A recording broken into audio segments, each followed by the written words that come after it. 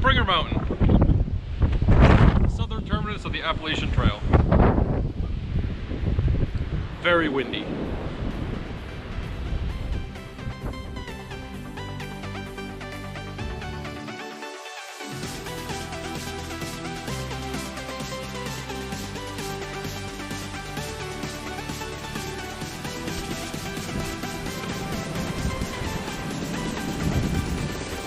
Touch.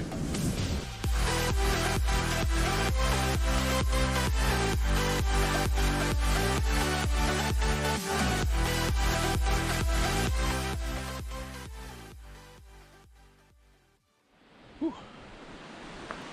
So this is day one of the Appalachian Trail. Started on Springer Mountain. It was very windy, so couldn't really get a lot of audio from up there. I passed Stover Creek Shelter a bit ago. I'm probably about 3 miles in. My objective today is Hawk Mountain Campsite or Shelter, haven't decided which. It is actually Monday. I was supposed to start on Sunday, but the weather was supposed to be 100% rain and lots of wind, like 45-mile-an-hour gusts, so I started on Monday instead. That's fine. So day 0 in Amicalola was Saturday. It is now Monday. It's little after, probably about 11 o'clock right now. For perspective, if you remember my training video, not my training, my AT prep video on Wabash Heritage Trail, that's a 13-mile trail. And my Fitbit registered 10 floors of elevation gain for the whole thing. I got that in the first mile of this trail, and I believe I'm currently at 55 floors.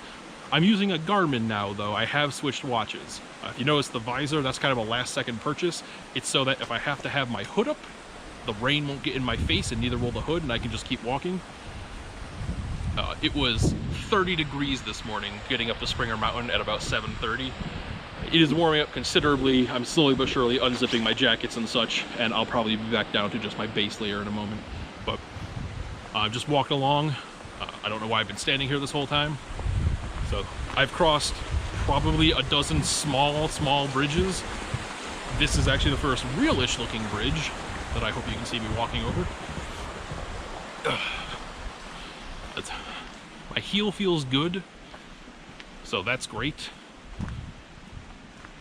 And it's so great to be out here. Like, I've hiked a total of about 3 miles, and I've only been to 2 places on the Appalachian Trail before this. I've been to Springer Mountain before in the end of 2017, and Newfound Gap in the Great Smoky Mountains. I hiked out to Charlie's Bunyan back. It would not surprise me if that was a lot of people's first spot, because it's right on the main road of the Great Smoky Mountains. It's been great so far. Probably going to stop for an actual break soon. I know at about 4.3 miles is when the trail goes from slightly downhill to very uphill. So I got that looking up for, or I got that coming up ahead. So far it's been, I haven't seen anyone pass me, and I haven't caught anyone yet. I definitely know there's people behind me though. I definitely know there's people in front of me. People passed me in the Springer Mountain parking lot while I was gearing up, so just gonna keep hiking. Out. So I'm just before Hawk Mountain Campsite, probably half a mile ahead or so. I just met up with a bunch of people, a bunch of students from Canada who were actually down here on like a 10-day vacation hike, so that's kind of neat. And out of the corner of my eye, I just spied this big lush patch of green. So I just walked over, and it's just this big open beautiful field on top of the mountain. I mean, you know, if I just want to tent in a field, I'd probably tent there and nothing's gonna fall on you. But yeah, as usual, good morning. It is a little after 9 o'clock. This is going to be day 2 of my hike. I'm at Hawk Mountain Campsites. I didn't quite make it to the shelter because I just wanted to stop and heal. My left knee was starting to twinge a little bit, so I just wanted to make sure I didn't put any more pressure on that for the day. So I made it 7.4 miles off Springer Mountain. If you count the mile I hiked up to Springer Mountain to get there in the first place, so that's 8.4 miles in a day. That's pretty fine for me. I got in about 2:30 yesterday. Got fresh water down at the stream. and then went in and out of naps for the rest of the night after I set up my tent, obviously. And then I proceeded to just sleep. I would wake up every now and then during the night, but it went fine. It's still getting really cold at night up on the mountains, down into the 30s, so I'm really glad my quilt held up and was extremely warm. That was great. At one point I think I was actually sweating a little bit, but the quilt held up. I couldn't find my pillow. I remember unpacking it, I remember putting it in my tent, and I couldn't find it after that, so I'm sure I'll find it right now when I'm packing up. But this little tent site holds about 30 of them. There's a little path behind me that goes down to the rest of them. There's a privy, 2 bear boxes, and of course the stream all the way down the mountain. So today I'm going to see if I can make it to Gooch Gap, the Gooch Gap shelter.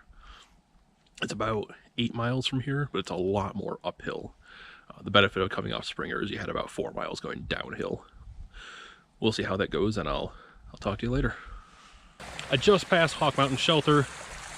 I really didn't want to walk all the way down to the creek this morning to get more water because it's a bit of a hike. Luckily, there's been dozens of streams crossing the trail as I've moved on. I just refilled my water bottles and drank a bunch at this one. I'm going down into a couple of gaps. After Horse Gap is Sassafras Mountain, which is 700 feet elevation gain in a mile, and probably the first big uphill challenge of the trip.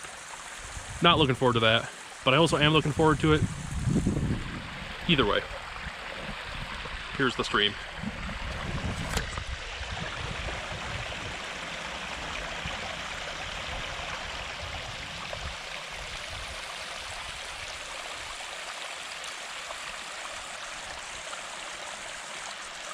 Hello.